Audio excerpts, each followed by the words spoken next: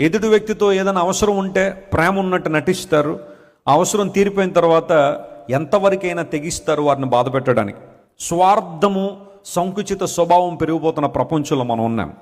ఒక చిన్న నింద నీ మీద పడగానే, ఒక చిన్న ఒంటరితనం గుండా నువ్వు వెళ్లాల్సి వచ్చినప్పుడు, లేదా ప్రజలు నేను రిజెక్ట్ చేసినప్పుడు, నీకు క్యాలిబర్ని, నీ ఓల్డ్ని తక్కువ చేసి మాట్లాడినప్పుడు ఎందుకు కృంగిపోతున్నావు? మనుషులు కాదు కదా నీకు విలువనిచ్చేది. ఈరోజు మనుషులు దండలేసి రేపు పొద్దున్న నిందలేస్తారు. అదేమన్నా ఆశ్చర్యపడే విషయమా?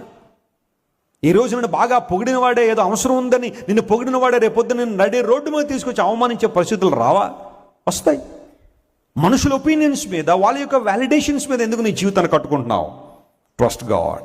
నీ మీద నిందలేసి, అవమానాలేసి, భయంకరంగా నీ గురించి మాట్లాడి, నిన్ను సమాజంలో చెడ్డ చేయాలని ప్రయత్నం చేసి ఎంతోమంది నిన్ను విడిచి వెళ్ళిపోయే పరిస్థితుల్లో మనుషులందరూ నిన్ను వదిలిపెట్టి వెళ్ళిపోవచ్చు. ఇన్ఫ్యాక్ట్ నువ్వు ఎవరినైతే ఎక్కువ ప్రేమిస్తావో, వారు లేకుండా ఉండలేనంటావో, వారు కూడా ఏదో ఒక రోజు నిన్ను విడిచిపెట్టి వెళ్ళిపోవచ్చు, నిన్ను అవమానించే.